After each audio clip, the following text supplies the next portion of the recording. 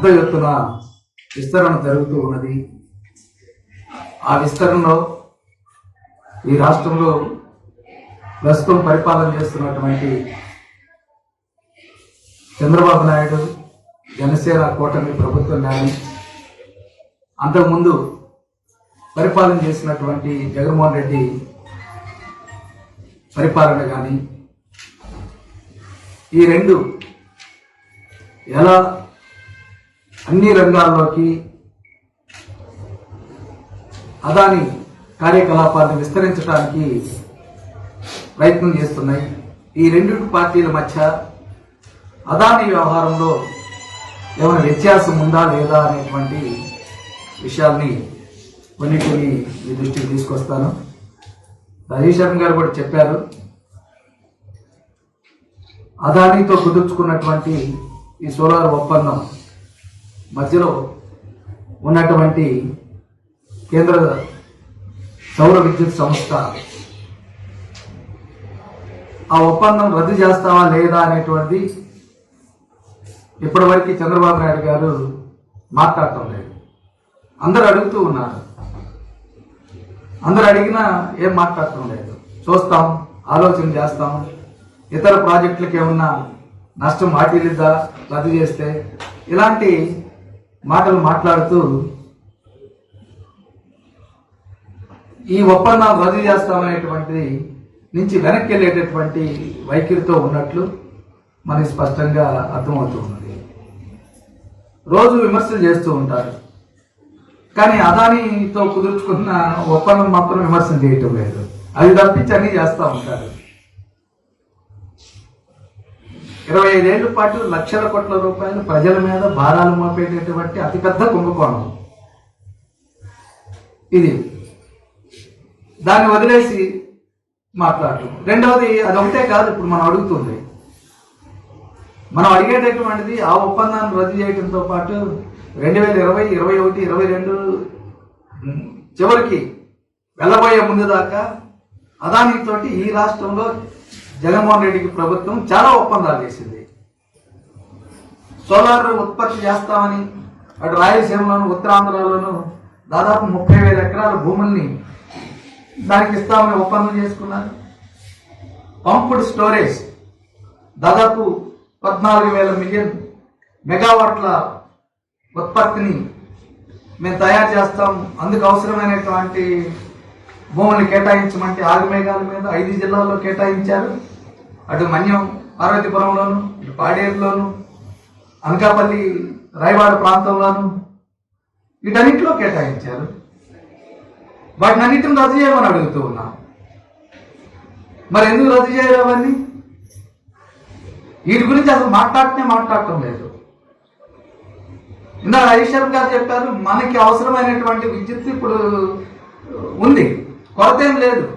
ఇప్పుడు వరకు మనం వివిధ ప్రైవేట్ సంస్థలతోటి పవర్ పర్చేజ్ అగ్రిమెంట్లో కానీ, లేకపోతే మనకు ఉండేటటువంటి జెన్కో, మన సొంత ప్రభుత్వ ఆధీనంలో ఉండేటటువంటి జెన్కో ఉత్పత్తి చేసేటటువంటివి కానీ, లేకపోతే దాని కింద ఉన్నటువంటి హైడల్ ప్రాజెక్ట్స్ కానీ, ఇవన్నిటితోటి మనకి ఇప్పుడు ఉన్నటువంటి పరిస్థితుల్లో ఎటువంటి కొరత లేకుండా ఉంది. ఇప్పుడు కొన్ని సందర్భాల్లో ఇటువంటి చలికాలంలో, వర్షాకాలంలో ఒత్తిడి ఏమిటి మిగిలిపోతుంది. ఆ మిగిలిపోయిన దానికి మనం ఏం చెప్తుంది రాష్ట్ర ప్రభుత్వం? ప్రైవేట్ పర్చేస్ చేస్తున్నటువంటి దాన్ని ఏమో కంటిన్యూ చేస్తాము, కానీ థర్మల్ ప్లాంట్లు ప్రభుత్వం ఆధీనంలో ఉత్పత్తి అయ్యేటటువంటి వాటిని మీరు తగ్గించుకోండి అని చెప్తూ ఉన్నది. అంటే మన దీనికి అది సెంట్రల్ గవర్నమెంట్ ఏమో ఎన్టీపీసీ, ఇటేమో మన రాష్ట్ర ప్రభుత్వం మన రాష్ట్ర ఆధీనంలో ఉండే కరెంట్ ఉత్పత్తి చేసేటటువంటి తగ్గించుకోమని చెప్తూ ఉన్నారు. అంటే ఎవరు నష్టపోతారు? మన ప్రభుత్వ ఆధీనంలో నడిచేటటువంటి ఈ జనరేషన్ కంపెనీలు ఏవైతే ఉన్నాయో ఆ కంపెనీలు అనేటువంటి నష్టపరిచేసి దాన్ని దివాలా తీపించేటటువంటి ఎత్తుగడ కూడా రెండో వైపున కొనసాగుతుంది పాలక వర్గాల నుంచి. ఇప్పటి వరకు మన ఆంధ్ర రాష్ట్రంలో కోనసీమ వాళ్ళు కానీ, లేకపోతే జీవీకే వాళ్ళు కానీ, ల్యాండ్కో వాళ్ళు కానీ, లేకపోతే గౌతమి వీళ్ళు కానీ, ఇటువంటి వాళ్ళ దగ్గర మనం ఉత్పత్తి ఒప్పందాలు చేసుకొని వాళ్ళ ఫ్యాక్టరీ వాళ్ళు జనరేషన్ ప్లాంట్లు పెట్టి మనం ఒప్పందాలు చేసుకొని కొనసాగిస్తూ ఉన్నాం. ఇప్పుడు ఒప్పందాలన్నింటిలో కూడా కీలకమైనది ఏంటంటే ఆ రోజు కొరతగా ఉంది కాబట్టి ఆ ఒప్పందాలన్నీ తీసుకొచ్చాము. ఇప్పుడు అదానితో కుదుర్చుకున్నటువంటిది కంపల్సరీగా తీసుకోవాల్సిందే. 7,000 మెగావాట్లు కంపల్సరీగా మనం తీసుకోవాల్సిందే. తీసుకున్నా తీసుకోకపోయినా డబ్బులు కట్టాల్సిందే. ఈ ఒప్పందం 2025 నుంచి ప్రారంభమైంది. 2026కి 2027 కల్లా మొత్తం 7,000 చేస్తారు. ఎక్కడి నుంచి వస్తుంది? అది రాజస్థాన్ నుంచి వస్తుంది. కేంద్ర ప్రభుత్వం యొక్క గ్రిడ్ నుంచి దాన్ని లింక్ చేసి ఆంధ్ర రాష్ట్రానికి వస్తుంది. ఆ మధ్యలో ట్రాన్స్మిషన్ వైర్ల ద్వారా వచ్చేటటువంటి ఆ యొక్క సప్లై దానికి వచ్చేటటువంటి తగ్గిపోయింది అనుకోండి, ఆ నష్టం కూడా మనమే కట్టాలి. ఆ నష్టాన్ని కూడా మనమే దాదాపు ₹1.90 ₹1.50 అవుతుంది అంటున్నారు అదనంగా. ఆ యొక్క ట్రాన్స్మిషన్ లాసెస్ కూడా మనమే భరించాలి, ప్రజలే భరించాలి. అంత దూరం నుంచి అవసరం ఏముంటుంది? ఇదో ప్రశ్న. ఎక్కడో 2,500 కిలోమీటర్ల దగ్గర నుంచి మనం తెచ్చుకోవాల్సినటువంటి ఒప్పందం ఏమిటి? మనమే సోలార్ ఉత్పత్తి చేసుకోవచ్చు, ప్రభుత్వమే అటువంటి ప్రోత్సహించి ప్రభుత్వం ఏర్పాటు చేయొచ్చు. ఇళ్ల మీద పెట్టేటటువంటి కార్యక్రమాన్ని సబ్సిడీ ఇచ్చి ఇంకా దాన్ని విస్తరింప చేసుకోవచ్చు. అది వ్యాప్తి జరుగుతూ ఉన్నది. ఇవన్నీ కూడా చేయొచ్చు ఆల్టర్నేటివ్ గా. కానీ ప్రభుత్వం విద్యుత్ రంగాన్ని మొత్తాన్ని అదానికి కట్టబెట్టాలనేటువంటి కేంద్ర ప్రభుత్వ వ్యూహం. అందుకోసమే ఈ గతంలో లేనటువంటిది ఈ యొక్క కేంద్ర సౌర విద్యుత్ సంస్థని ఏర్పాటు చేయటం అందులో భాగమే. విద్యుత్ అనేటువంటిది మొదటి నుంచి భారత స్వతంత్రం వచ్చిన దగ్గర నుంచి మనం అనుసరించిన విధానం ఏమిటి? విద్యుత్ అనేటువంటిది కమర్షియల్ గూడ్ కాదు. ఇది సామాజిక అవసరాలకు ఉపయోగపడేటటువంటి వస్తువు. కమర్షియల్ గూడ్ గా చూడకూడదు. ఇది ఉత్పత్తిలోను మానవ జీవితం అన్నింటిలోనూ తీవ్రమైనటువంటి ప్రభావితం చేసేటటువంటి అంశం. అందులో ప్రైవేట్ కంట్రోల్ అనేటువంటిది ఉండకూడదు. దీంట్లో 90 వరకు మనం అనుసరించినటువంటి విధానం ప్రైవేట్ పార్టిసిపేషన్ అనేటువంటిది విద్యుత్ రంగంలో రాకుండా ప్రభుత్వమే పెట్టుబడులు పెట్టి దాన్ని విస్తరింప చేసుకున్నాం. 90 తర్వాత నియోజకవర్గ పాలసీలు వచ్చిన తర్వాత విద్యుత్ సంస్కరణ తీసుకొచ్చింది ఈ ప్రభుత్వం. ఆ విద్యుత్ సంస్కరణ తీసుకురావడంలో భారతదేశంలో మొదటి భాగంలో ఉన్నటువంటి చంద్రబాబు నాయుడు గారు 1998లో ఆంధ్ర రాష్ట్రం అప్పటి వరకు ఉండేటటువంటి ఒక వ్యవస్థ కింద ఉండేటటువంటి దాన్ని అన్నింటిని కూడా జన్కోని వేరు చేయటం, విద్యుత్తుని రెగ్యులేటరీ కమిషన్ తీసుకురావటం, డిస్కాముల్ని ఏర్పాటు చేయటం, ఇవన్నీ చేశాడు. విద్యుత్ రిఫార్మ్స్ లో భాగంగా అక్కడ ముక్కలు చేసేసాడు, జబ్బు కొట్టేశాడు.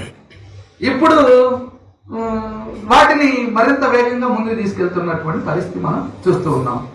అలాగే జగన్మోహన్ రెడ్డి ఇప్పుడు వచ్చిన తర్వాత ఒక మార్పు ఏంటంటే పూర్తిగా అసలుకి పబ్లిక్ జనరేషన్ అనేటువంటిని బలహీనం చేసేస్తూ అదానిని గుండు గుప్తుగా అన్నింటిలోకి ఎంటర్ చేయటం, ఇంత లార్జ్ స్కేల్లో చేయటం. ఇంకోటి చేసింది ఏమిటి? కేంద్ర ప్రభుత్వం రాష్ట్రాలకి అప్పులు వెలచూపి విద్యుత్ రిఫార్మ్స్ కానీ మీరు తీసుకొస్తే మీకు మీ యొక్క జీడిపిలో 0.25% అప్పు ఇస్తాం, అదనంగా మేమిస్తాం. ఆ అప్పు కోసం మీరు రండి. అప్పులో షరతు ఏమిటి? నువ్వు ఈ సెకీ దగ్గర నుంచి కనీసం 10% నువ్వు విద్యుత్ కొనాలి. అదొక ఒప్పందం. అందులో తప్పనిసరిగా అనేటువంటి ఒప్పందం 10% నువ్వు కొనాలి.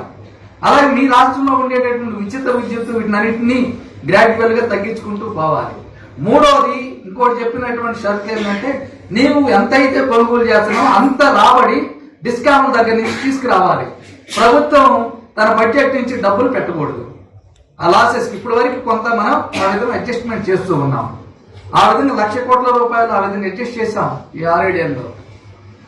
కానీ దీన్ని ఈ గ్యాప్ అనేటువంటిది ప్రజల మీద భారం భరించాలంటే ఇప్పుడు జగన్మోహన్ రెడ్డి వెళ్ళిపోయాడు. చంద్రబాబు నాయుడు గారు వచ్చినప్పటి చేసింది ఏమిటి? జగన్మోహన్ రెడ్డి గారిని తిడుతూ ఈయన చేసిన పని ఏమిటంటే మీ ప్రూఫ్ ఛార్జీల కింద ₹18,000 కోట్ల వేసేయటం. ఇప్పుడు ఈ పని చేసేసారు. ఇప్పుడు ఇంకొక ప్రమాదం వచ్చి పడింది ఏంటంటే అసలుకి ఈ రెగ్యులేటరీ కమిషన్ ఎత్తేయటం. కేంద్రం యొక్క విద్యుత్ సంస్కరణలో భాగం ఏంటంటే ఇప్పటి వరకు ఆంధ్ర రాష్ట్రంలో కానీ ఏ రాష్ట్రంలోనైనా సరే దేశంలో విద్యుత్ ఛార్జీలు పెంచాలంటే ప్రజల యొక్క అభిప్రాయాలు తీసుకొని దానికి ఒక స్వతంత్రమైనటువంటి రెగ్యులేటరీ కమిషన్ వేసి ప్రజల అభిప్రాయాలు తీసుకొని అప్పుడు నిర్ణయం చేసి పెంచాలి. ఏకపక్షంగా రాష్ట్ర ప్రభుత్వానికి కానీ కేంద్ర ప్రభుత్వం కానీ విద్యుత్ ఛార్జీలు పెంచే హక్కు అనేటువంటి ఇప్పటి వరకు లేదు. ఇప్పుడు దాన్ని కేంద్ర ప్రభుత్వం యొక్క ఎలక్ట్రిసిటీ రెగ్యులేషన్ రిఫార్మ్స్ లో భాగంగా ఈ రెగ్యులేటరీ కమిషన్ రద్దు చేయటం పూర్తిగా. అందులో భాగంగానే ఇప్పుడు ఆంధ్ర రాష్ట్రంలో జగన్మోహన్ రెడ్డి గారు ఈ రెండేళ్ల కాలంలో ఈ అదానితో కానీ ఇతర వీటిల్లో ఈ ల్యాండ్స్ కేటాయించడంలో ఈ రెన్యూబుల్ ఎనర్జీ కింద భూములు కేటాయించడం కానీ పంపుడ్ స్టోరేజ్ కింద కేటాయించింది దీని కింద ఏకపక్షం రెగ్యులేటరీ కమిషన్ ఆమోదం లేకుండా చేయకూడదు, అసలుకి చేయకుండా ఒప్పందం చేసుకున్నాడు. ఇది ఇందులో ఉన్నటువంటి పెద్ద మార్పు.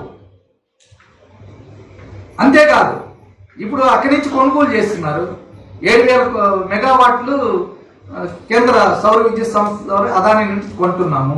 దీనికి కూడా ఏపీఆర్సీ అనుమతి తీసుకోవాలి. రెగ్యులేటరీ కమిషన్ మేము 7,000 మెగావాట్లు అక్కడి నుంచి కొంటున్నాము, ఇంత రేటు ప్రజలు కొనాలా లేదా, మీ అభిప్రాయాలు చెప్పండి అనేటువంటి ప్రజాభిప్రాయం తీసుకోవాలి. ఇప్పుడు అది కూడా చేయలేదు. ఈరోజు పేపర్లో చూడండి, మన ప్రజాశక్తి వాటిల్లో కూడా వచ్చింది. మరో 9,400 కోట్ల రూపాయలు ఏకంగా ప్రజల మీద భారాలు వేయడానికి పబ్లిక్ హీరింగ్ జరపకుండా ప్రజా ఆమోదం తీసుకోకుండా ఆమోదం తీసుకొని అమలు చేయడానికి చేస్తున్నట్లు ప్రకటన వచ్చింది. అంటే ఒక సంస్థ ఉన్నటువంటి దాన్ని పూర్తిగా నిర్వీర్యం చేసేసి ప్రభుత్వమే డైరెక్ట్ గా తన ఇష్టం వచ్చినట్లు ప్రజల మీద విద్యుత్ ఛార్జీల్ని వడ్డించేటటువంటి మార్పు అనేటువంటి ఇప్పుడు వచ్చింది. ఇప్పుడు దాకా స్వతంత్రంలో అది రాలేదు. ఇప్పుడు ఈ మార్పు ద్వారా జరిగిపోయింది ఏంటంటే విద్యుత్ ఛార్జీలు ప్రయత్నం ఇష్టం వచ్చినట్లు పెంచేసుకుంటారు. ప్రజల అభిప్రాయాలు తీసుకోవటం కానీ ఇవన్నీ కూడా ఉండదు.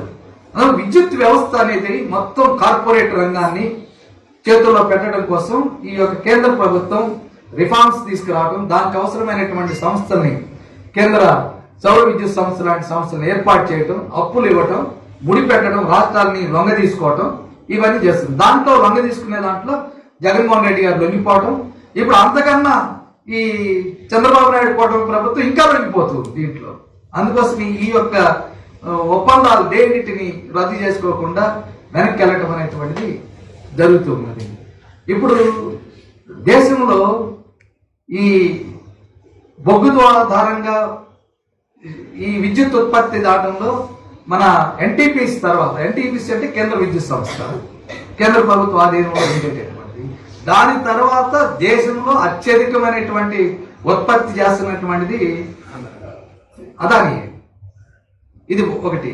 రెండోది, ఇప్పుడు రెన్యూబుల్ ఎనర్జీలో కూడా ప్రైవేట్ వాటిల్లో అగ్రస్థానంలో ఉన్నటువంటిది ఇదే. గవర్నమెంట్ స్థానంలో రెన్యూబుల్ ఎనర్జీ లేదు కదా, పర్సంటేజ్ చాలా నామినల్, 3-4% కూడా ఉండదు. ఇప్పుడు దాంట్లో హైయెస్ట్ 22% ఈడే అదానికి. ఇంత లార్జ్ స్కేల్లో వాళ్ళు రెన్యూబుల్ ఎనర్జీ చేస్తున్నారు. ఇప్పుడు ఇంకా వేగంగా దాన్ని ముందుకు తీసుకెళ్లడం కోసం దాని మొనోపలి మొత్తం దేశవ్యాప్తంగా అది ఏకఛత్రాధిపత్యం దాని చేతుల్లో పెట్టుకోవటం కోసం అది కానీ విద్యుత్ మొత్తం అది చేతుల్లోకి వస్తే ఎకానమీ మొత్తం అదాని చేతుల్లోకి వెళ్ళిపోవాలి, టోటల్ పవర్ మొత్తంగా కూడా. ఇప్పుడు బంగ్లాదేశ్ లో ఎదుర్కొంటున్నటువంటి సమస్య మనం చూస్తున్నాం. అదాని నుంచి మొత్తం రేట్లు కానివ్వని ఇప్పుడు వరకు ఉత్పత్తిలోనే ప్రైవేట్ వాళ్ళకి కొత్త రిఫార్మ్స్ లో ఉత్పత్తే కాదు, బీజేపీ తీసుకొచ్చినట్టు ట్రాన్స్మిషన్ డిస్ట్రిబ్యూషన్ లో కూడా ఇప్పుడు వచ్చింది. ఈ రిఫార్మ్స్ లో అదొకటి. ఇప్పుడు అది కానీ వచ్చేస్తే ఇక పూర్తిగా ప్రభుత్వం హోల్డ్ అసలు ఏముండదు.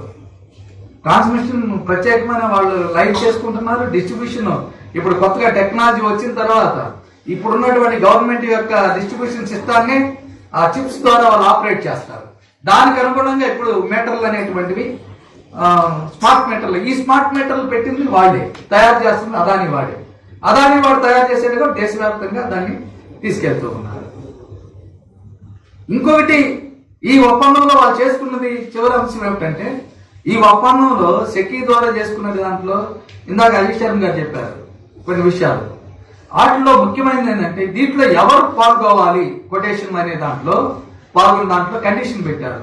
ఎవరైతే ఈ సోలార్ మ్యానుఫ్యాక్చరింగ్ తయారు చేస్తున్నారో ఆ సంస్థలే, అటువంటి సామర్థ్యం ఉన్న సంస్థలే పాల్గొవాలి, ఎవరు పడితే వాళ్ళు పాల్గొట్టలేదు. ఇప్పటి వరకు దేశంలో ఏమిటి, మ్యానుఫ్యాక్చరింగ్ ఇటు బొగ్గు ద్వారా తయారు చేసే యంత్రాలు కానీ లేకపోతే రెన్యూబుల్ ఎనర్జీ పరికరాలు కానీ ఇవన్నీ కూడా తయారు చేసే వాళ్ళు వేరుగా ఉంటారు, కరెంట్ ఉత్పత్తి చేసే సంస్థలు వేరు. ఈ రెండు ప్రపంచంలోనే, ఈవెన్ చైనాలో కూడా అత్యధిక భాగం రెండు కలిసి ఉండేటటువంటిది లేదు, తక్కువ అది. కానీ ఈ కండిషన్ పెట్టడం వల్ల కేవలం కొన్ని సంస్థలు మాత్రమే ఆ సెకి ఇచ్చినటువంటి టెండర్లో పాల్గొనేటటువంటిది. అంటే కేంద్ర బీజేపీ సర్కారు అదాని కలిసే ఈ యొక్క నమూనాని వర్కౌట్ చేసినాయి. వాళ్ళిద్దరు కలిసే దీని మొత్తాన్ని ఒక నాటక రూపంలో తీసుకొచ్చి వాళ్ళకు అప్పచెప్పడం కోసం రాష్ట్రాలని ఈ కరెంటుని వాళ్ళకి కొనుగోలు చేసేలాగా అత్యధిక రేట్లకి వేసినటువంటి ఒక కుట్ర. ఇందులో ఎటువంటి ట్రాన్స్పరెన్సీ అనేటువంటిది లేదనేటువంటి మనం అర్థం చేసుకోవాలి. ఇంకొక మీకు విషయం చెప్తారు. ఇప్పుడు చంద్రబాబు నాయుడు గారు అధికారంలోకి వచ్చారు. వచ్చిన తర్వాత ఆయన చేసింది ఏమిటి? అదాని బృందాన్ని మొత్తాన్ని అమరావతిలో కలుసుకున్నారు. ఆ కలుసుకున్న దాంట్లో ఏం చేశారు? మొత్తం అటు శ్రీకాకుళం నుంచి అటు నెల్లూరు దాకా ఉన్నటువంటి కోస్టల్ తీరం మొత్తం అదానికి ఇప్పుడు ఇవ్వటం కోసం 35,000 హెక్టార్లు మేము ఈ యొక్క sand mining, sand and beach sand mining కి ప్రైవేట్ వాళ్ళకి ఇవ్వటం కోసం కేంద్ర ప్రభుత్వం నుంచి అనుమతి తీసుకున్నారు. దాంట్లో ఇప్పుడు ప్రస్తుతం 3,000 ఎకరాలకు ఇచ్చారు విశాఖపట్నం శ్రీకాకుళం దగ్గర. ఇప్పుడు ఆ 3,000 ఎకరాలు అదానికి ఇచ్చేశారు చంద్రబాబు నాయుడు గారు. అంతకుముందు ఇదే జగన్మోహన్ రెడ్డి అక్కడ ఇచ్చేస్తే, ఈ అదానికి ఇచ్చేస్తే చంద్రబాబు నాయుడు గారు ఏం మాట్లాడలేదు. దానివల్ల అదేమైంది? ఆ ఒప్పందంలో క్లాజ్ ఏం పెట్టారంటే, ఈ బీచ్ శాండ్ మైన్స్ అంటే దీనికి దేనికి ఉపయోగిస్తారు? అందులో ఉండేటటువంటి ధాతువుల్ని మొత్తం అటామిక్ ఎనర్జీకి ఉపయోగిస్తారు, ఎక్స్పోర్ట్ చేస్తారు. 2019లో దాని మీద సెంట్రల్ గవర్నమెంట్ బ్యాన్ విధించింది. ఎక్కడ కూడా కోస్టల్ లైన్ లో ఇటువంటి శాండ్ మైన్ అనేటువంటిది తీయకూడదని బ్యాన్ విధించింది. 2016 రావడంతో అవకాశం ఇచ్చింది. 2018కి వచ్చినప్పుడు బ్యాన్ విధించింది. ఎందుకు బ్యాన్ విధించారు? అప్పుడు దాకా అదానీ లాంటి కార్పొరేట్ వాళ్ళు ఈ యొక్క కోస్టల్ తీరంలో ఈ శాండ్ మైన్ ని వాళ్ళు ఎంటర్ కాకపోవడం వల్ల అనేక చిన్న కంపెనీలు అనేక రాష్ట్రాల్లో వచ్చింది, మన దగ్గర కూడా వచ్చింది. ఇప్పుడు వాటిని అన్నిటిని లేకుండా చేయాలని బ్యాన్ విధించేశారు. బ్యాన్ విధించేసి వాటిని అన్నిటి లేకుండా చేసేశారు. ఇప్పుడు ఏం చేశారు? 2022లో 75లో ఉండేటటువంటి మైన్ అండ్ మినరల్ ఏదైతే డెవలప్మెంట్ యాక్ట్ ఉందో దాంట్లో అమెండ్మెంట్ తీసుకొచ్చి, రేపు వచ్చే నెలలో తీసుకొస్తామంటే, వచ్చే నెల అంటే ముందు నెలలోనే అదాని ఒక ఆంధ్ర రాష్ట్రంలో ఒక సంస్థను రిజిస్ట్రేషన్ చేశారు. ఈ మైనింగ్ సంస్థని ఆంధ్ర రాష్ట్రంలో రిజిస్ట్రేషన్ చేశారు, ఒకటి ఒరిస్సాలో చేశారు. ఈ రెండు చేసేసి కేంద్ర ప్రభుత్వం అదానికి కలిసి భారతదేశంలో ఉండే కోస్టల్ లైన్ మొత్తాన్ని అదానికి కట్టబెట్టాలనేటువంటి ఒప్పందం, అండర్స్టాండింగ్. ఆ అండర్స్టాండింగ్ తోటి ఇప్పుడు మొత్తాన్ని అమెండ్మెంట్ చేయటం, అమెండ్మెంట్ ముందే ఆగమేఘాల మీద వీళ్ళు కంపెనీని రిజిస్టర్ చేయటం, ఇప్పుడు పాతయన్ని రద్దు చేయటం, ఇప్పుడు ఏకఛత్రాధిపత్యంగా మొత్తం ఆడే ఇప్పుడు కోస్టల్ లైన్ ని ఆక్యుపై చేశారు. ఈ సదరన్ రాష్ట్రాలను కూడా యాంటీ బీజేపీ, ఇప్పుడంటే తెలుగుదేశం ఇందులో ఉండొచ్చు, అపోజిషన్ బీజేపీకి వ్యతిరేకమైంది. మొన్న వర్షాలు రావచ్చు, అటు తమిళనాడు, కేరళ ఇవన్నీ కూడా వ్యతిరేకమైంది. ఇంత కోస్టల్ లైన్ ఇంకో దేశంలో ఇంకెక్కడ లేదు. లార్జ్ స్కేల్ కంటిన్యూషన్ ఉండేటటువంటిది, లక్షల కోట్ల రూపాయల లాభాలు, థోరియం కానీ లేకపోతే టిటానియం కానీ అనేకమైనటువంటి ధాతువులు అందులో ఉన్నాయి. జల్లెడ పట్టడం, వెతికెళ్ళి పట్టడం, అమ్మేసుకోవడం. ఇంకోటెవడు సిఆర్జెడ్ వైలేషన్ పూర్తిగా. ఇప్పుడు బీజేపీ దీనికి చేస్తుంది మ్యారిటైమ్. 2 రోజుల క్రితం చంద్రబాబు నాయుడు గారు మ్యారిటైమ్ పాలసీ చేస్తున్నారు. ఈ మ్యారిటైమ్ పాలసీలో ఈ పోర్టులన్నిటినీ, ఇప్పుడు 2 పోర్టులు ఆంధ్ర రాష్ట్రంలో జగన్మోహన్ రెడ్డి క్యాప్చర్ చేసేసారు. జగన్మోహన్ రెడ్డి గారు అలా చేశారు. ఇప్పుడు దీని శాండ్ మైన్ మొత్తం లాగేయటం, 2 కోస్టల్ లైన్ మొత్తాన్ని కూడా అదాని ఆధీనంలో పోర్టులు అనేటువంటి విస్తరింపజేయటం. ప్రైవేట్ పోర్టులు, ఒక స్టేట్ లెవెల్ పోర్టులు అనేటువంటివి భారతదేశంలో ఈ 2 పెద్దవి, గంగవరం పోర్టు, అటు కృష్ణపట్నంలో ఉండేటటువంటి వాళ్ళ పోర్టులు. దీన్ని కూడా మొత్తం పోర్టుల వ్యవస్థలో అదాని నెంబర్ 1 స్థానం, గవర్నమెంట్ తర్వాత నెంబర్ 1 స్థానం. 35% కార్గో వాళ్ళే హ్యాండిల్ చేస్తున్నారు. ఇప్పుడు దాన్ని ఇప్పుడు గవర్నమెంట్ పోర్టును కూడా టేక్ ఓవర్ చేసేసి బలవంతంగా లాగేసుకొని మొత్తం దేశంలో పోర్టు వ్యవస్థను మొత్తాన్ని వాటి చేతుల్లో పెట్టుకోవడం కోసం ఇప్పుడు ప్రభుత్వం తీవ్ర ప్రయత్నం చేస్తుంది.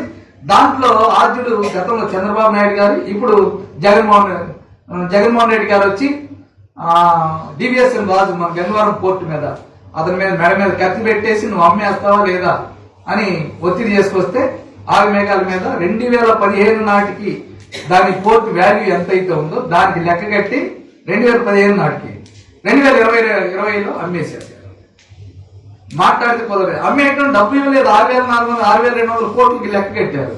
డబ్బులు ఇవ్వకుండా దాంట్లో నా ముందరా పోర్టులో నీకు 2% వాటా ఇస్తాను షేర్లు, అవి కొనుక్కో, సగం డబ్బులు ఇస్తాను ఇవ్వాలని సచ్చినట్టు ఇచ్చేశాడు. జగన్మోహన్ రెడ్డి ఏం చేశాడు? గవర్నమెంట్ వాటా ఉంది 10.4%. ఓపెన్ గా టెండర్లు మన షేర్లు కదా అవి 10.4%. ఓపెన్ గా టెండర్లు పెడితే ఎక్కువ రేట్లు వస్తాయి.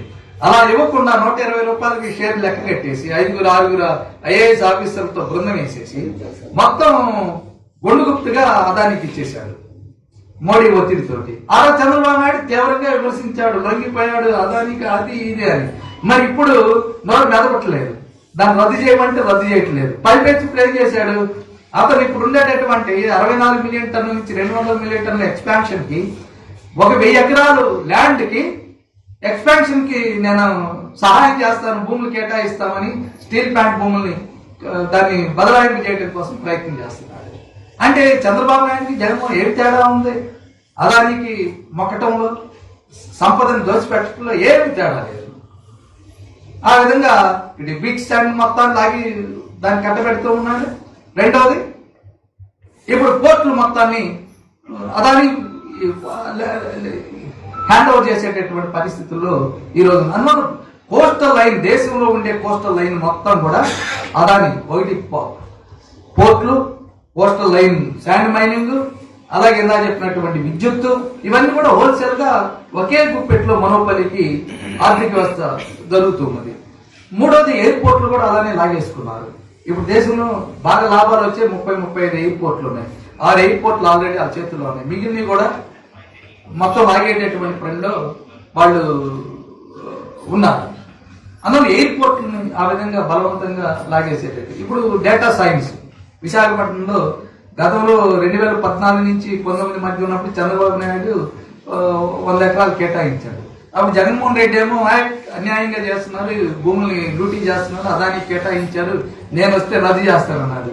అధికారంలోకి వచ్చిన తర్వాత 2019లో రద్దు చేస్తానన్నాడు కాస్త ఇంకొక 50 ఎకరాలు అందరినీ కల్పించేశాడు. అప్పుడు ఇది అన్యాయమని చంద్రబాబు నాయుడు ఆ రోజు అనేసి ఈ రోజు ఈయన వచ్చిన తర్వాత కాపురుపాడులో దీనికి అన్ని రకాలైనటువంటి సదుపాయాలు అదానికి మేము కేటాయిస్తున్నట్లు ఆయన ప్రకటన చేసేసారు. అంటే అదాని దాదాపు 3,000 కోట్ల రూపాయలు దాని ఖరీదు. పర్యావరణం మొత్తం డిగ్రేడేషన్ అయిపోతుంది అక్కడ అది కానీ ఏర్పాటు చేస్తే. ఉపాధి అని చెప్తారు. ఉపాధి గంగవరం పోర్టులో మనం చూస్తున్న అదాని పోర్టులో ఉపాధి అలాంటి ఉపాధి. అది 15 ఏళ్ల పాటు అందులో పనిచేసినట్టు ఇంజనీరింగ్ గ్రాడ్యుయేట్ కి ఈరోజు 25,000 కోటి ఉద్యోగం కాదు, 25,000 కోటి ఇవ్వట్లేదు. ఓ పాలిటెక్నిక్ టెక్నీషియన్ కి 20,000 కోటి ఇవ్వటం లేదు. అయ్యేం ఉద్యోగాలు అనేటువంటిది. అసలుకి మొత్తం పోలీస్ వ్యవస్థే రౌడీ రాజ్యమే. వాటిలో ఎవరు మాట్లాడటానికి లేదు, కార్మిక హక్కులు లేవు, మొత్తం బుల్డోసే. ఎవరు మాట్లాడినా సరే ఉండటానికి వీల్లేదు. అటువంటి వ్యవస్థ అనేటువంటి ఈరోజు అదాని ఆర్థిక వ్యవస్థలో, ఆర్థిక కార్యకలాపాలన్నింటిలో కూడా ఉందనేటువంటి మనం అర్థం చేసుకోవాలి. అలాగే డీశానిటేషన్ విశాఖపట్నంలో అప్పకొండ స్టీల్ ప్లాంట్ దగ్గర ఇప్పటి వరకు విశాఖపట్నంలో మంచినీటి సరఫరా అంతా జీవీఎంసీ, ప్రైవేట్ వాళ్ళకి లేదు. అటు ఇండస్ట్రీస్ కానీ ఇళ్ళకి కానీ సరఫరా చేసేది. ఇప్పుడు ఇళ్లను వేరు చేసేసి ఇండస్ట్రీస్ వేరు చేసి ఇండస్ట్రీస్ సరఫరా అంతా కూడా డీశానిటేషన్, సముద్రం యొక్క ఉప్పు నీటిని మంచినీటిగా మార్చి అదానికి ఇచ్చిపోతున్నాడు చంద్రబాబు నాయుడు. దాన్ని అప్పికొండ దగ్గర 800 కోట్ల రూపాయలు చేస్తారు. దానివల్ల ఏడాదికి 350 కోట్ల రూపాయలు అదానికి డబ్బులు వస్తాయి. జీవీఎంసీ నష్టపోదు పూర్తిగా. ఇప్పుడు జీవీఎంసీకి ఎక్కువ ఆదాయం ఎక్కడి నుంచి వస్తుంది? ఈ వాటర్ ప్రైవేట్ కంపెనీలకి అమ్మటం ద్వారా వస్తుంది. ఒక యూనిట్ మనకి ఒక గ్యాలన్ మనకు వచ్చేటటువంటి దానికి వాళ్ళకి ఇచ్చేదానికి ఇంటికి సరఫరాకి కమర్షియల్ చేసిన దానికి తేడా ఉంటుంది. అందువలన దానివల్ల అదనంగా 200 కోట్ల రూపాయలు జీవీఎంసీ సర్ప్లస్ వస్తుంది. దానివల్ల డెవలప్మెంట్ యాక్టివిటీస్ నడుస్తూ ఉన్నాయి. ప్రజలకు చౌకగా మంచినీళ్లు 120 రూపాయలు 160 రూపాయలకి, పేదవాళ్ళకి 60 రూపాయలకి ఇవ్వగలుగుతూ ఉన్నారు. ఇప్పుడు దాన్ని దెబ్బతీసేసి మొత్తం ప్రైవేటు దాన్ని ఇచ్చేటటువంటి చంద్రబాబు నాయుడు అనుమతిస్తూ ఉన్నాడు. ఇది ఒక పెద్ద లూట్ అనేటువంటిది ఈరోజు జరుగుతుంది. ఈ విధంగా మొత్తంగా చూసుకున్నప్పుడు ఆంధ్ర రాష్ట్రంలో అదాని మొత్తం ఆర్థిక వ్యవస్థల అన్ని భాగాల్ని వాడు కట్టబెట్టేటటువంటి చర్య జరుగుతుంది. ఈ రోజు పేపర్లో చూస్తున్నాం, రోడ్లు ప్రైవేట్ వాళ్ళకి ఇస్తామంటున్నారు. ఇప్పుడు నేషనల్ హైవేని మనం చూసాం. ఆంధ్ర రాష్ట్రంలో 3 ఏళ్ల పాటు రోడ్లు మెయింటెనెన్స్ కింద ప్రైవేట్ వాళ్ళకి ఇస్తారు. అంటే ప్రైవేట్ వాళ్ళ గవర్నమెంట్కి సంబంధం లేదు, ఉండలు పోర్చడం కానీ లేకపోతే కొత్త వేయాలని. అలాగే పీపీపీ కింద ఇంకా కొన్ని రోడ్లను ఇచ్చేసి టోల్ గేట్లు పెట్టేసి దాన్ని నడపాలనేటువంటిది. దేశంలో ఇప్పటి వరకు నేషనల్ హైవేస్ లోనే టోల్ గేట్లు ఎలా ఉంటాయి. ఇప్పుడు కొత్త సిస్టాన్ని ఆంధ్ర రాష్ట్రంలో చేస్తారు. మరి రాష్ట్రం మొత్తం రోడ్లు మెయింటైన్ అయ్యేదానికి దాదాపు 5-6 వేల కోట్ల రూపాయలు అవుతుంది ఈ మెయింటెనెన్స్ కి. ఈ 5-6 వేల కోట్ల రూపాయలు అదాని లాంటి వాడికి ఒకటి ఇచ్చేస్తారు. ఇది ఒక రాజకీయ స్పాన్సర్డ్ ఎకనామిక్ యాక్టివిటీ. ప్రభుత్వం డబ్బులు పోగేసి ప్రజల దగ్గర నుంచి ఆ డబ్బుని మొత్తం కార్పొరేట్లకి హ్యాండ్ ఓవర్ చేయటం. ఇది ఇప్పుడున్నటువంటి నడుస్తున్నటువంటి ఆర్థిక వ్యవస్థలో మార్పులు. అంతకుముందు 25 ఏళ్ల క్రితం నడిచేది ఏమిటి? ప్రభుత్వమే పెట్టుబడులు పెట్టేసి విస్తరింపజేయటం. ఇప్పుడు ప్రభుత్వం పెట్టుబడులు పెట్టదు, ప్రభుత్వం డబ్బులు పోగేసి కార్పొరేట్లకి అప్పచెప్పేటటువంటి దాని ద్వారా ప్రభుత్వ నిర్వహించేటటువంటి పనులన్నింటినీ చేపించటం,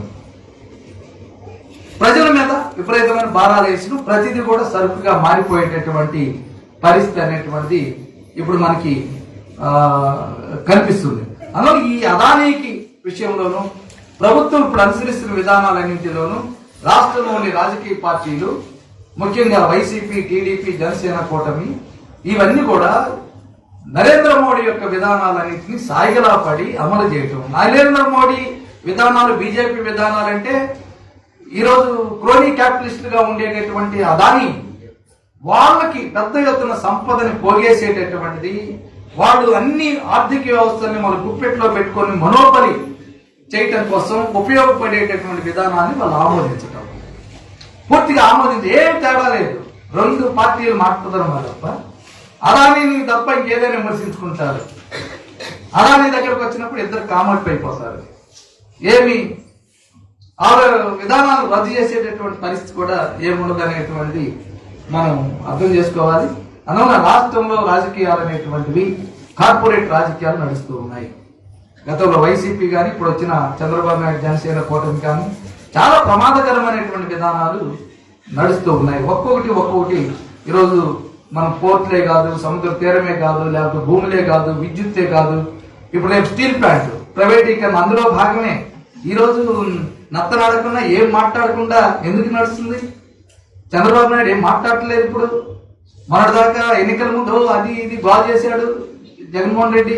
ఇప్పుడు జగన్మోహన్ రెడ్డి గారు నోరు మీద పెట్టలేదు దాని గురించి. అంటే కేంద్ర బీజేపీ ఇది అదానీకో ఎవరికో వాడికి కట్టబెట్టాలనేటువంటి కుట్రని దీన్ని అమలు చేయటం. ఈ అమలు చేసే క్రమంలో దాన్ని మొత్తం ఉత్పత్తి లేకుండా దాన్ని దివాలా తీసేపిచ్చేసి దాని ప్రజలు అభాస్పాలు చేసి కార్మికుల యొక్క మనోభావం దెబ్బకొట్టి వాళ్ళకి వేతనాలు ఇవ్వకుండా చేసి దాన్ని నాశనం చేసేటటువంటి దాంట్లో ఒక వ్యూహం. అలాగే అన్ని అయిపోతాయి, చిప్ యార్డ్ అయిపోతాయి. రేపు రక్షణ రంగానికి కూడా లైసెన్సులు తీసుకున్నారు అదానీ వాడు అంబానీ వాడు ఇద్దరే తీసుకున్నారు. ఇప్పుడు అదానీ వాడు అంబానీ వాడు ఇది చేస్తుందని ఇజ్రాయెల్ వాడికి ఆయుధాలు సప్లై చేస్తున్నారు మన దేశం నుంచి. అలాగే ఇవన్నీ అన్ని రంగాల్లోకి వాళ్ళు ఈరోజు ఎంటర్ అయ్యేటటువంటి విధానాలకి ఆంధ్ర రాష్ట్రంలో ఈ పార్టీలు అనేటువంటివి స్వాగతం పలుకుతూ ఉన్నాయి. వాటిని అమలు చేయడానికి తీవ్రమైనటువంటి ప్రయత్నాలు అనేటువంటి చేస్తున్నాయి. వీటికి వ్యతిరేకంగా ప్రజల్ని సమీకరించాల్సినటువంటి అవసరం ఎంతైనా ఉంది. ఈ విధానాల్లో వీటి మధ్య ఏమి తేడా లేదనేటువంటి ఆ యొక్క విషయాన్ని మనం ప్రజల్లోకి తీసుకెళ్లేటటువంటి పని అనేటువంటిది చేయాలి. ఇప్పుడు పత్రికలన్నింటిని కూడా ఇందులో రోజు ఒకటి చెప్తూ ఉన్నారు. ఇందులో ఎంత అవినీతి జరిగిందో ఆడు ఇది చేశాడు అంటున్నాడు. చంద్రబాబు నాయుడు ఇది రద్దు చేస్తాడా లేదనేటువంటి రద్దు చేయబోతే పేపర్లు ఎవరు రాయండి, ఈనాడు లేదు, జ్యోతి లేదు, ప్రధానమైనటువంటి మీడియా ఏది కూడా చంద్రబాబు నాయుడు ఏం నోరెత్తకుండా దాన్ని ఏమనకుండా వీళ్ళు చేయాలి, ఈ పనులు రద్దు చేయాలనేటువంటి మాట్లాడకుండా ప్రజల్ని తప్పుదారి పట్టించేలాగా వ్యవహరిస్తూ ఉన్నటువంటి మనకి స్పష్టంగా కనిపిస్తూ ఉంది. ఇది ఒక కుట్రపూరితంగానే వాళ్ళు ఈ ప్రచారానికి అనేటువంటిది పూనుకున్నారనేటువంటిది మనకి స్పష్టంగా కనిపిస్తూ ఉన్నది. అందుకోసం ఈరోజు ఆంధ్ర రాష్ట్ర రాజకీయాలు కార్పొరేట్ దోపిడీకి అనుగుణంగా వాటిని ముందుకు తీసుకెళ్లడం కోసం రాష్ట్ర పరిపాలన చేసేటటువంటి టీడీపీ జనసేన కూటమి కానీ అంతకుముందు వైసీపీ ఇది కానీ తీవ్రంగా ప్రయత్నం చేస్తూ ఉన్నాయి. వీటి మధ్య వాళ్ళకి పిక్ ప్రో లాగా ఈ భూమిని ఎన్ని కేటాయిస్తే ఎన్నికల కోసం, ఎన్నికల్లో ప్రజలకు డబ్బులు పంచడం కోసం, వాళ్ళ గెలుపు కోసం పెద్ద ఎత్తున డబ్బులు తీసుకోవటం, అక్రమంగా వందల వేల కోట్ల రూపాయలు ఇలా జగన్మోహన్ రెడ్డి 1750 కోట్లు ఎలా తీసుకున్నాడు, అదే జగన్మోహన్ రెడ్డికి చంద్రబాబు నాయుడు కూడా అలానే ఇచ్చుంటారు. ఏమి ఇవ్వకుండా ఏమి ఉండవు. ఇవన్నీ ఆ దగ్గర డబ్బు తీసుకొని ఆ విధంగా ప్రజల సంపదని లూటీ చేయటం, ప్రజల మీద తీవ్రమైనటువంటి భారాలు వేయటం, రేపు ఎడ్యుకేషన్, హెల్త్ ఇవన్నీ కూడా సర్వీస్ సెక్టర్, అర్బన్ మిషనరీ కింద ఉండేటటువంటి సేవా కార్యక్రమాలన్నీ కూడా, సేవలు కూడా ఇవన్నీ కూడా కార్పొరేట్ కి బిగ్ కార్పొరేట్స్, ఇప్పటి వరకు చిన్న చిన్న కాంట్రాక్టర్లు ఉండేవాళ్ళు అవన్నీ కూడా మార్చేసి వాళ్ళు లేకుండా చేసేసి బడా కార్పొరేటర్లు పరం పెట్టేటటువంటి విధానం ఈరోజు ఆంధ్ర రాష్ట్రంలో వెళ్తుంది. ఆంధ్ర రాష్ట్రం దీంట్లో దేశంలో మొదటి స్థానంలో ఉంది. ఈ కార్పొరేట్ వాళ్ళకి ఈ వ్యవస్థలన్నింటినీ కట్టబెట్టడంలో ఆంధ్ర రాష్ట్రం నంబర్ 1 స్థానంలో ఉంది. అలాగే ఎలక్ట్రికల్ రిఫార్మ్స్ లో కూడా నంబర్ 1 స్థానంలో ఆంధ్ర రాష్ట్రం అనేటువంటిది ఉంది. ఇది ఆంధ్ర రాష్ట్ర ఆర్థిక అభివృద్ధికి తీవ్రంగా ప్రమాదం చేకూరుతుంది. రేపు డిసెంబర్ 11, 12 ఆంధ్ర రాష్ట్ర అభివృద్ధి మీద చంద్రబాబు నాయుడు ఒక విజన్ పత్రాన్ని కూడా 2047కి ఆంధ్ర రాష్ట్రం ఎలా ఉండాలి అనేటటువంటి 2047కి ఆంధ్రప్రదేశ్ అన్ని విభాగాలు అదానీ లాంటి వాళ్ళు కార్పొరేట్ చేతుల్లో పెట్టాలి అనేది విజన్. అందులో ఏం లేదు. బొమ్మనేం బాగా చూపిస్తారు, అందంగా చూపిస్తారు. మనుషులు ఇంటికొక పారిశ్రామిక ఇంటికో బెకార్ అయిపోతాడు. ఈ 2047కి ఏం తేడా ఉండదు. అందువల్ల ఈ కార్పొరేట్ నమూనా 2047 ఇది కూడా ఈ బడా కార్పొరేట్ల చేతుల్లోకి ఆంధ్ర రాష్ట్రం ఆర్థిక వ్యవస్థను కట్టబెట్టడం, ప్రజల యొక్క సదుపాయాలు, ప్రజల యొక్క ఆదాయాలన్నింటిని కూడా వాళ్ళ చేతుల్లో పెట్టడం అనేటువంటి ఈ డాక్యుమెంట్స్, అలాగే ఈ విధానాల యొక్క మర్మం. అందులో ప్రజలు సమీకరించి ప్రజలు పోరాడితేనే నిలబెట్టుకోగలం. దానికి వ్యతిరేకంగా ఈ లోగుట్లన్నింటినీ కూడా ప్రజలకి తెలియజేయటం, మనం చైతన్యవంతం చేయటం అనేటువంటి మన ముందు ఉన్నటువంటి కర్తవ్యంగా భావిస్తూ నేను పూజిస్తున్నాను. Welcome to our YouTube channel. Don't forget to like, subscribe and share the videos.